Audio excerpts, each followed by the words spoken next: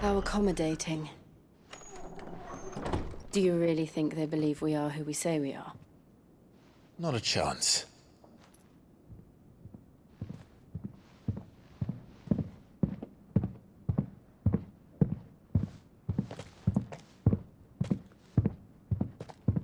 Right, I guess. My uncle believes we're imposters here to rob him. And means to string us up himself.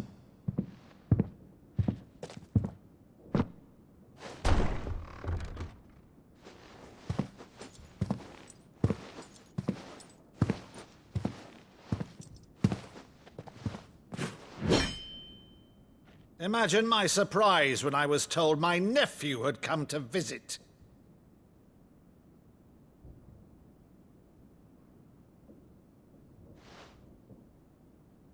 Clive Rosefield died long ago. And for uttering his name here, you shall pay with your tongue!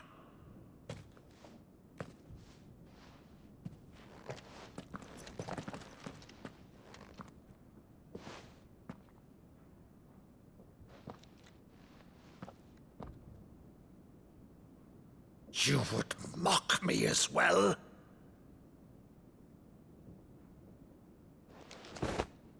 It is I, Sir Crandall of Camelot, loyal servant to Her Serene Holiness, Saint Sybil the Unshod. Meadow, thou vile sorcerer, for thy crimes against church and crown, I shall have thy head.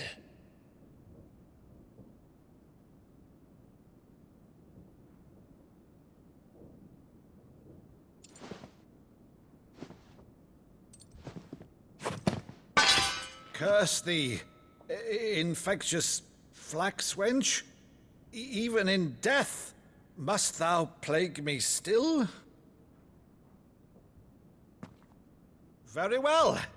I shall open the gates of hell, that thou might see thy charge once more.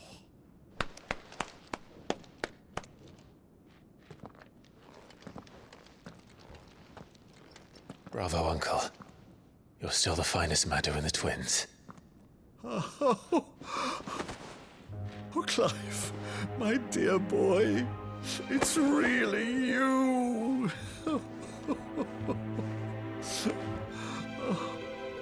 You always were fond of that scene from The Saint and the Sanctuary. Never did let me play Sir Crandall.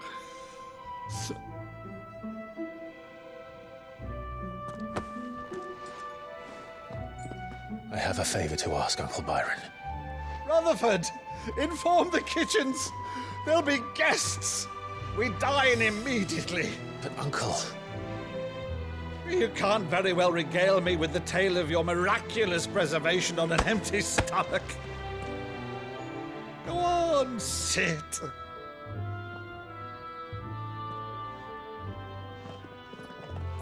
See that you use the good plates, Rutherford.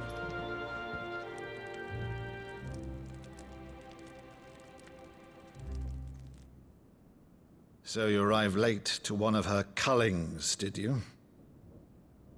Since becoming Vicereine, Annabella has been a constant thorn in Rosaria's side, but these atrocities are a new low. Something has changed. Quite what, I don't know, but the woman we knew is gone, and a monster sits in her place. A monster.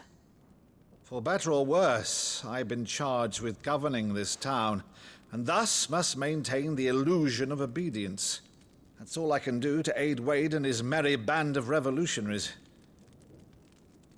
So he's told us. You have risked much for Rosaria. Our nation will be forever in your debt.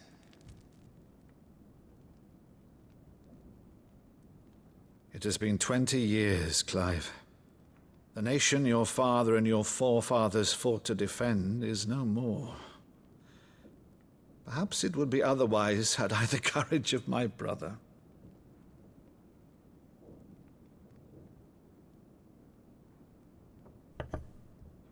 All right, if it's a ship you require, a ship you shall have. I've a galley in port, but recently relieved of her cargo. She can be outfitted for the voyage in a matter of weeks. So you believe us then? About everything? Believe you? Ha! Only a fool would believe even half of the things you claim. But until tonight, only a fool would have believed my nephew still lived. And besides, I have it on good authority that Clive is telling the truth. Whose authority? On your own, of course. You've always been a terrible liar. Is that true? It's not untrue. Let's say no more about it, eh? It wouldn't do to linger on my nephew's greatest failing.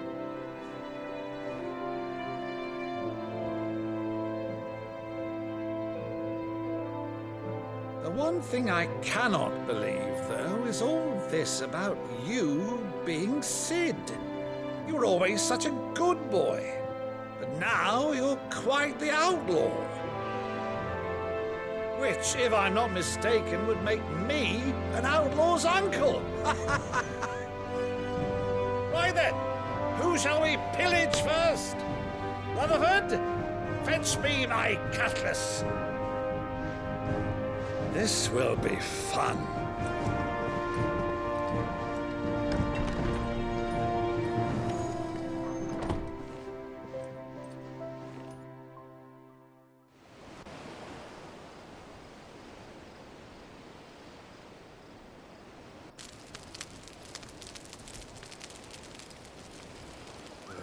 Over there. Go on. She's a fine ship, isn't she? Once outfitted, she'll bear us across the boiling sea to Drustinus in the space of 3 days.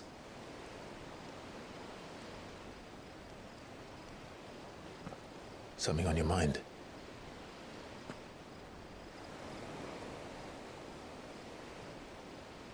Monsters.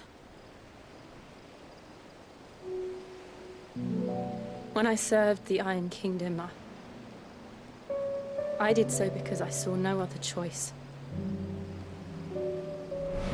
Because once they learned that the lash would not move me, they turned it on those who could.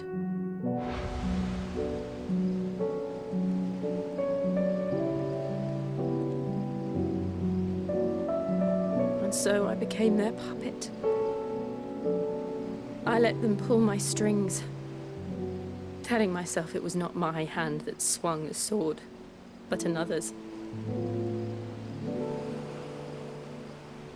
I removed myself from the truth so I wouldn't feel the pain it caused.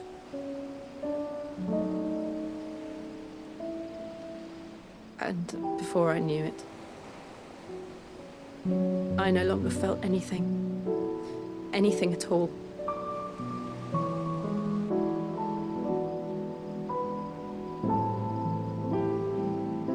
I had become a monster. Jill.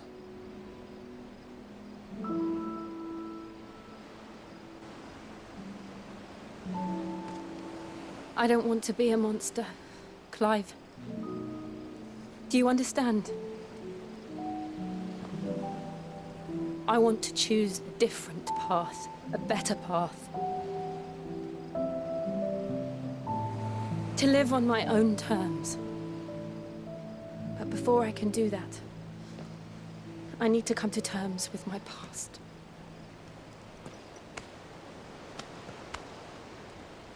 And when you do, I'll be standing there with you, just as you stood with me.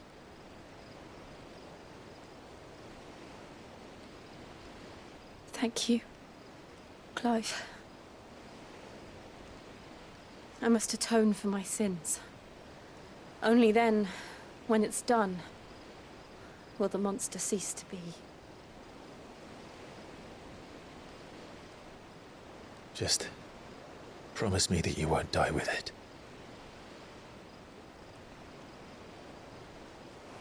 Now, let's get some sleep. The journey back to Benamir is long, and there is much to tell the others.